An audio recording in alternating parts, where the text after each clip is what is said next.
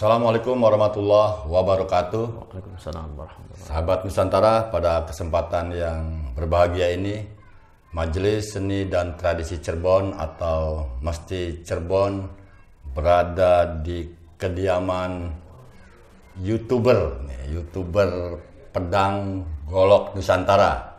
Bersama Majelis Seni dan Tradisi atau Mesti Cirebon ini ada Mas Aan Anwaruddin, atau biasa yang disebut dengan Ki Gendeng Kanci. Ki Gendeng Kanci. Nah, beliau ini sahabat Nusantara memiliki koleksi yang cukup banyak. Ini salah satunya adalah yang saya pegang. Apa namanya? Saya sendiri kurang tahu. Ini ada yang jelas ada gambar naga, harimau dan masih banyak. Ada beberapa koleksi, hampir 4 ruangan. Mas Aan ini mengkoleksi beberapa golok dan pedang di Nusantara. Namun sebelum nanti sahabat bisa lihat koleksinya, saya akan berbincang dulu dengan Mas Aan. Mas Aan, apa kabar nih Mas Aan? Alhamdulillah. Saya panggilnya Mama Guru aja lah. Mas Aan, Ya. apa perbedaan golok dengan pedang itu? Kalau bahasa lokal lebih golok itu ya bahasa lokalnya. Jadi kalau bahasa pedang itu ya bahasa dari luar. Jadi kalau bentuknya sama, cuma banyak yang menyebutnya berbeda. Oh, jadi ini golok dan sama golok jenisnya ya? Kalau orang khususnya di Jawa Barat ya menyebutnya golok. Golok. Panjang pendek disebutnya golok. Golok ya. Tapi kalau di luar Jawa Barat itu banyak yang menyebutnya ada pedang, ada parang. Kalau misalkan di Jawa Timur ada wedung. Ada ya semacam-macam lah. Banyak. Jadi ya? kalau menurut saya sih beda istilah karena bentuknya sama, cuma bisa disebutnya berbeda. Nah, dari koleksi Mas Aan ini yang paling menarik ini golok mana nih? Saya sebutnya golok saja. Ya, golok saja. Golok mana yang paling keren menurut Mas Aan? Ya, ini salah satu golok favorit saya karena golok ini terbilang unik. Ya. Uniknya apa tuh yang bikin unik? Dari bilahnya ini berbeda dari golok-golok yang lainnya. Jadi kalau misalkan Kang Dedi Kampleng lihat ini kayak kayak kayu yang terbakar. Ya. Jadi tidak mengkilap seperti golok-golok yang sekarang. Kalau ini itu golok baru. Oh, ini golok baru ya? Karena ininya baru. mengkilap ya? Mengkilap. Oh. Jadi untuk membedakan golok baru dan golok lama yaitu. Jadi kalau golok baru itu mengkilap, kalau golok-golok lama yaitu relatif seperti ini. Jadi ada guratan. Begitu. Nah, ini didapat dari mana nih Mas Aan? Ini saya dapatkan dari orang Cirebon. Orang Cirebon. Dari orang Cirebonnya. Jadi kenapa kemudian saya tertarik atau sangat suka dengan golok ini dari bentuk jenis atau dari jenis dari bahannya itu kelihatan sangat berbeda daripada golok pada umumnya. Berbeda kan? Ya. Ini golok lama, cuma golok lama ya. Tapi guratan seperti serat kayu itu lebih sangat tampak sekali golok ini. Dan Mas, pamornya juga. Apa yang membedakan golok dari berbagai daerah itu? Ada kekhasan khusus nggak? Ada. Jadi dari mulai bentuk bilah, misalkan dengan Kalimantan. Kalau Kalimantan itu menyebutnya mandau. Kalau di kita menyebutnya golok. Tapi secara fungsi ya kurang lebih sama. Ada misalkan golok buat berkebun, ada jenis golok yang buat bertempur. Membunuh ya. Membunuh. Jadi ya dari mulai bentuk kemudian sampai tampilan, handle dan warangka juga memiliki khas yang berbeda. Mas, konon Cirebon ini goloknya lumayan terkenal ya. Cuman nasibnya, saya pernah tadi diskusi sahabat Nusantara, nasibnya kayak sampah katanya kalau di Cirebon ini. Iya, jadi golok Cirebon itu sangat diburu, sangat diminati oleh para pelestari pusaka di luar Cirebon. Semisal Banten, kemudian daerah Jawa Barat lainnya di DKI, dan bahkan dari luar negeri juga dulu sangat memburu, terutama handle golok yang berbahan dari gading. Handle tuh ini ya? Handle tuh ini. Ini ya, pegangannya ya?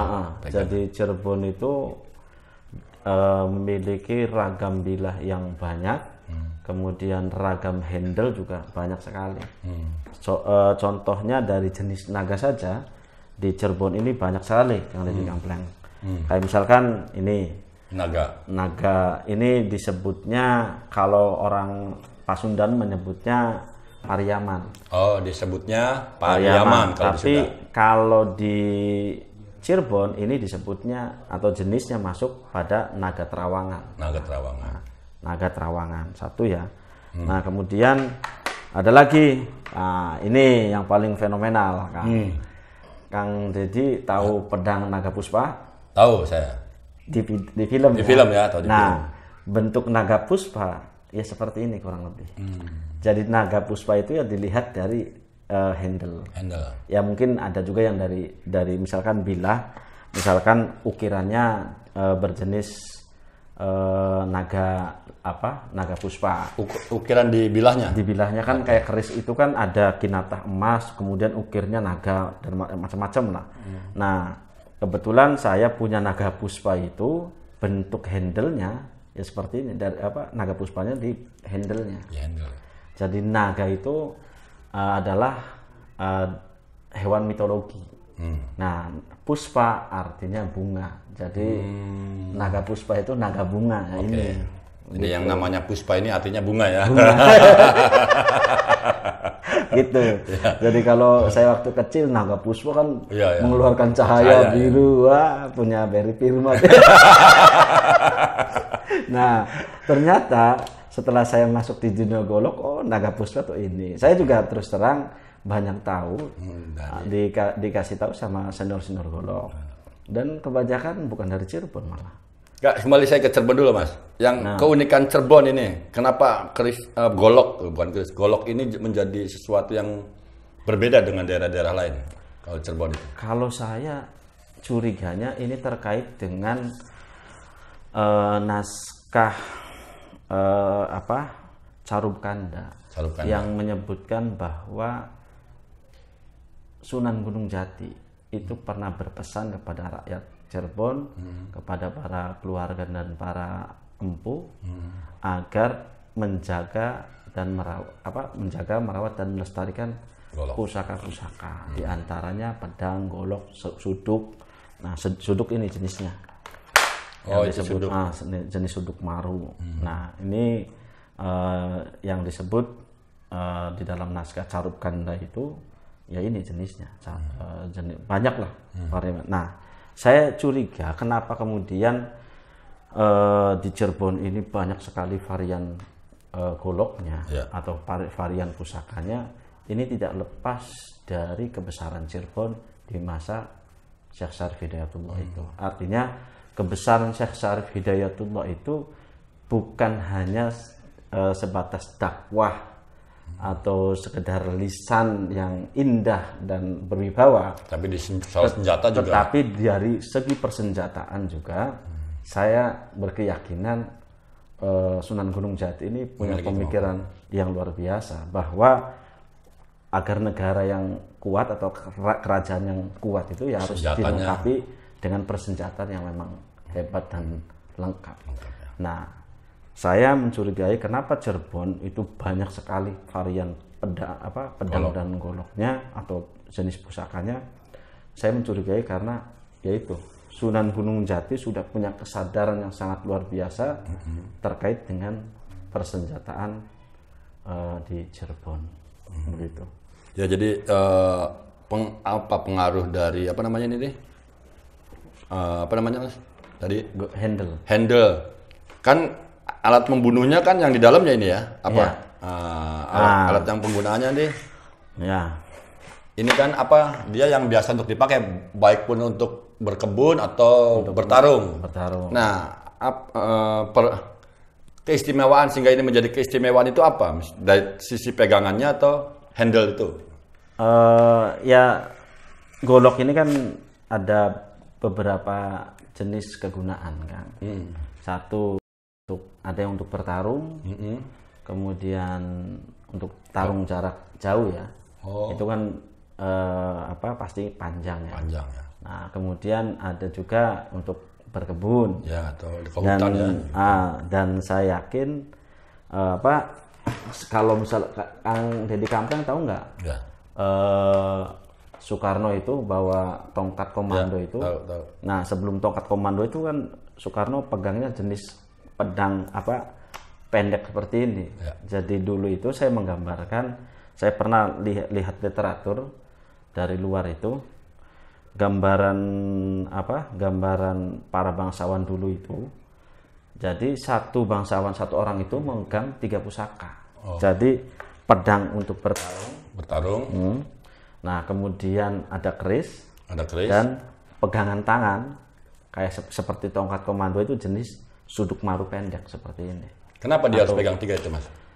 Ya mungkin karena saking tertibnya orang-orang bangsa dulu. Jaga-jaga kali ya. Jangan-jangan kalau yang kecilnya jatuh ada lagi yang lebih besar. Kayak misalkan di naskah Siksa Kanda Keresian disebutkan bahwa pusaka Prabu itu adalah golok, keris dan lain-lain. Kemudian pusaka empu, pisau raut dan lain-lain. Pusaka gegaman petani adalah kujang. Kemudian dan lain-lain. Nah, saya menggambarkan begitu tertibnya gitu loh. Orang-orang dulu itu bahwa bangsawan pegangnya ini. Ya. Kemudian ini petani pegangnya ini, pendekar pegangnya ini. Saya menggambarkan seperti sangat tertib sekali. Ya. Jadi saya punya anggapan bahwa dari masing-masing ini memiliki fungsinya masing-masing, sehingga misalkan ini untuk membunuh ya tidak boleh untuk berkebun misalkan atau untuk bertarung nih kan. Artinya saking tertibnya, saking taatnya pada aturan sehingga ya mengharuskan ada pola seperti itu. Jadi ini buat untuk pegangan ya. Untuk pegangan, kemudian ini untuk persiapan barangkali ada pertempuran, dan keris sebagai identitas. Mas, saya menggambarkan seperti itu. Kalau ini kan lebih cenderung dimaknai sekarang ini kan lebih unsur klinik loh, Mas.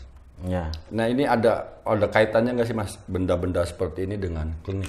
Ya setiap benda itu ya sangat berpotensi untuk bisa dikaitkan dengan hal-hal supranatural atau persoalan gaib ya, karena memang sifat dasar jin itu kan satu ya sama ya dengan kayak kita ini, ada akhlaknya kadar akhlaknya seperti kita lah, ada yang soleh, ada yang brekele, sama lah. Yang soleh ya tentunya jujur ibadah kayak kita, yang brekele nipu kayak mereka. Nipu kan, nipu. Orang ini percaya nih sama model-model barang, padahal sih misalkan korek. Nah, kita masuk nih, tuil, wah ini korek ramah. Artinya bisa saja seperti itu, tapi artinya setiap benda itu sangat berpotensi untuk bisa dikaitkan dengan hal-hal supranatural. Nah dari sekian banyak apalagi soal ini gitu loh. Ini ada dari sekian banyak ini? Ya pasti ada. Ini yang mana yang ada kira-kira? Ya. Saya agak deg-degan ya. Saya jangan salah megang ini. Kan begini, setiap manusia itu Kang Deddy. Ya, saya ngopi dulu lah, deg-degan nih saya nih. Ngopi dulu, Bray. Ngopi dulu, Bray. Nggak oleng. Nah, begini logikanya saya begini Kang Deddy. Jadi pusaka ini satu pernah dibuat oleh para empu karena dipesan atau diperuntukkan untuk tuannya, entah siapa lah, bangsawan atau yang bikinnya empu, pendekar, pesanan lah ya. Ya. Nah, sifat dasar manusia setiap dilahirkan itu bukan hanya jasad kita saja yang dilahirkan, tetapi ada satu lagi saudara kita yang disebut itu korin. Korin. Nah, Nah, korin ini konon nggak mati.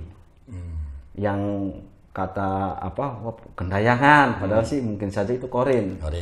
Nah, konon korin itu ya memiliki watak seperti aslinya, seperti kita. Misalkan kebiasaan kita megang golok, seneng golok, ya sudah, korin itu akan mengikuti si empuknya atau si tuannya, begitu. Jadi sangat berpotensi sekali kan.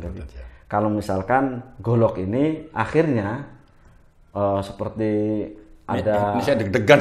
Masalahnya belum menyebutkan mana yang ada ini. Iya. Tapi yang ada di sini aman ya. Ya insya Allah. Insya Allahnya ini. Iya. Okay. Karena ya itu semuanya bisa berpotensi.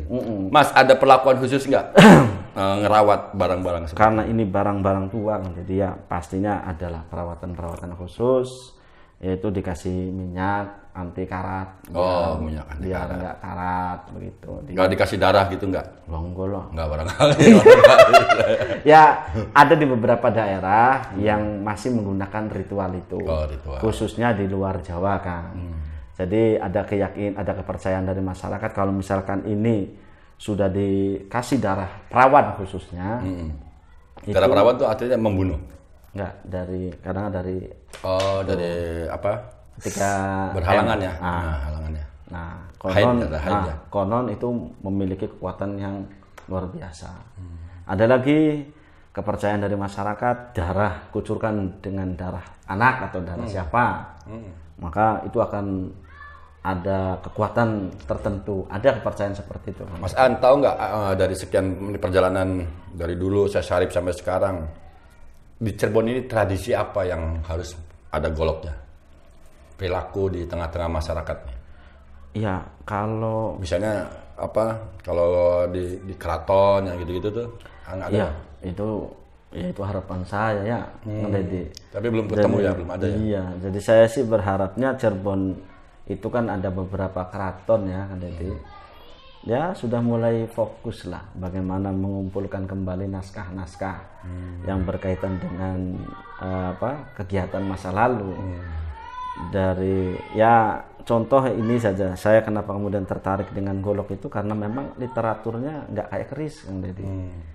Kita harus mencari ke banyak orang. Ya sifatnya masih tradisi lisan. Sedangkan data-data atau literaturnya kita memang belum banyak kayak keris lah. Sehingga ya masih banyak kemungkinan lainnya. Dan Cirebon sangat dikenal sekali, ragam pusakanya begitu luar biasa Kang Dedi. Salah satu golok yang dikenal di Cirebon? Ya golok cabang, saya belum punya Kang Dedi. Dan yang paling masyhur. Yang waktu Babad Alas itu ya? Iya, ya. Babad Alas awal Cirebon ya? Iya, bisa jadi. Bisa jadi ya? Bisa jadi, bisa salah dong. Kan ya namanya juga cerita. Ya, berkembang di masyarakat kan begitu ya, golok cabang. Jadi, tapi pernah tahu penjelasan bentuknya seperti apa? Insya Allah saya pernah lihat. Ada deh. Ada, cuma posisinya barangnya tidak ada di Cirebon. Saya muter-muter itu, saya lihat beberapa orang Cirebon yang menunjukin golok cabang itu, saya curiganya bukan itu, karena itu eranya sudah sangat lama. Saya kurang lebihnya di era-era zaman pembuatan golok semacam ini, Padma. Jadi ini jenis bila yang langka kan. Ini dari Cirebon sudah sangat langka lah, jenis bela seperti ini sangat langka. Nah, jenis golok cabang itu saya curiganya di era-era kurang lebihnya sekitaran ini, sekitar 500 tahunan yang lalu. Gitu. Jadi ya udah sangat tua lah. Kalau di Jawa lah itu kurang lebihnya selevel dengan Larbango. Itu golok cabang itu secara bentuknya nyabang gitu atau di ujungnya kan? Di ujung. Di ujungnya nih kayak gunting. Gunting. Ya. Bukan seperti pedangnya siapa? Sayyidina Ali gitu kan? Iya, kurang lebih lah. Ya mungkin ada kaitan dengan tradisi di sana mungkin. Karena Cirebon kan kuat juga. Alinya ya. Ahlul baitnya itu Iya, sangat ada kuat Ali, sekali. Hasan Ali, ada itu macam-macam ya. Jadi sangat memungkinkan Memungkinkan. untuk untuk Jenisnya mirip dengan mirip pedangnya. karena ada tradisi yang sama. Nah, saya mau ambil lagi, Boleh, saya boleh. lupa Kang. Oke, Ini bukan golok cabang ya, bukan, tapi golok kembar. kembar. Cirebon lagi Kang. Wah,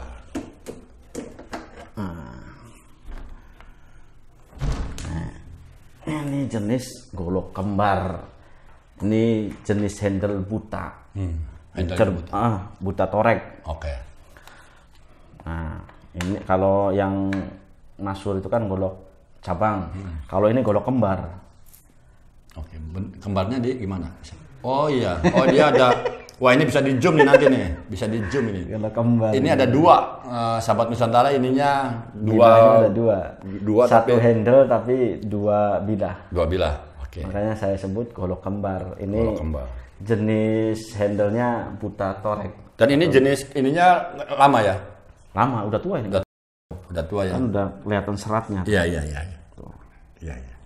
Jadi ini Cirebon juga kan. Cirebon. Dan didapat dari Cirebon. Kalau ini dari Cirebon. Dari Cirebon. Barangkali dari luar ambil lagi ke Cirebon enggak ya? Iya, dan ya kekayaan Cirebon itu diantara yang luar biasa itu ya soal golok. Ya, Banten tahu kan Kang? tahu. Dengan dengan golok apa Banten loh? Lupa Saya saya. lupa. Ya pokoknya di Banten itu kan kuat tradisi goloknya. Padahal kalau ngomong masa, ngomong era, ngomong ragam, Cirebon yang luar biasa gitu. Mas, saya lepas dari golok. Ini di penutupnya, Mas. Mas An ini kan dulunya aktivis. Iya. Saya tahu di beberapa media gitu aktif menyuarakan kepentingan masyarakat. Ya. Kenapa sekarang beralih ke golok nih? Ya. Atau lagi sedang mengumpulkan senjata jangan-jangan? Enggak ya? Apa ya? Ya itu berangkat dari keprihatinan itu kan. Jadi di Cirebonnya kurang begitu mendapatkan perhatian, sedangkan di luar Cirebon golok-golok Cirebon ini sangat diminati, sangat diburu, sehingga saya ambil posisi ya sudahlah, saya Golok aja. ngumpulin golok-golok. Yang diperhatiinnya nurut. Kan dulu juga sampean jadi aktivis kan memperhatikan masyarakat. Banyak juga masyarakat yang tidak diperhatikan sama pemerintah. Iya kan? Iya. Banyak. Tapi nggak sampean urus akhirnya ya. Iya. Jadi lebih ngurus golok aja. Sekarang golok aja lah yang tidak berbunyi. Dan tidak berbunyi dan tidak bergaining. Iya. Dan tidak perlu dikasih makan. Kalau ngurus ayam itu kan kasih makan ya. Ya enaknya kalau ada orang yang kurang ajar kan bisa ya. Lumayan lah. Lumayan aku dapetin. Gerek. Kiri kemet tuh ya, bacok. Baik, sahabat Nusantara. Demikian perbincangan dan silaturahmi saya ke sahabat lama saya ini, Mas Aan. Murid kurang ajar. Sudah lama saya tidak bersilaturahmi dan bersilaturahmi sekarang rumahnya yang dulu dipenuhi buku-buku bacaan sekarang berubah rak-raknya menjadi golok. Semoga goloknya juga bisa menjadi ilmu pengetahuan ya, Mas. Amin. Sahabat Nusantara, hanya dengan kecintaanlah seni dan tradisi dapat mengukuhkan kedaulatan kita. Terima kasih Mas Aan. Billahi taufiq wal hidayah. Assalamualaikum warahmatullahi wabarakatuh. Waalaikumsalam warahmatullahi wabarakatuh.